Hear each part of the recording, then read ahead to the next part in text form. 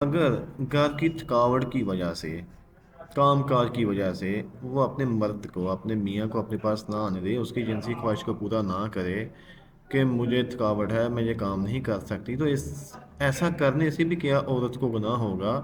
تو ایسا کرنا بھی کیا ہمارے لیے، ہم یہ کر سکتے ہیں؟ ایسا نہیں کر سکتے کہ بیماری اگر نہیں بھی ہے لیکن اس کے بغیر بھی اگر تھکاوٹ وغیرہ ہوتی ہے تو اس صورت میں بھی اگر وہ منع کرے تو اس کے بارے میں اسلام کی کیا واجب دلیل ہے؟ اس کے بارے میں آپ ہمیں بتا دیں۔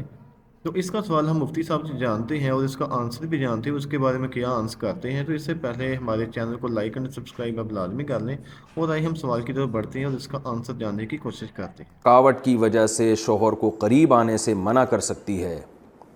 اگر گھر کے کام کاج کی وجہ سے، تھکاوٹ کی وجہ سے عورت اپنے شوہر کو قریب نہ آنے دے تو کیا ایسا کرنا بھی گناہ ہوگا؟ یہ مسئلہ اگرچہ حیا کے خلاف ہے، اور میں خاتون کا نام بھی اناؤنس نہیں کرنا چاہ رہا جنہوں نے پوچھا ہے، تو حیا کے خلاف ہے مسئلہ، لیکن یہ بہت زیادہ پوچھا جاتا ہے اور اس میں بہت سارے گھرانے مبتلا ہیں، اس لیے میں بیان کر رہا ہوں۔ اور حدیث میں اس میں بہت واضح احکام ملتے ہیں۔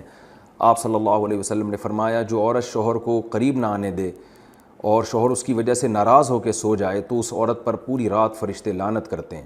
بہت شدید وعید ہے۔ وجہ اس کی ظاہر ہے کہ اللہ نے مرد میں یہ سیکشول ڈیزائرز بہت زیادہ رکھی ہیں۔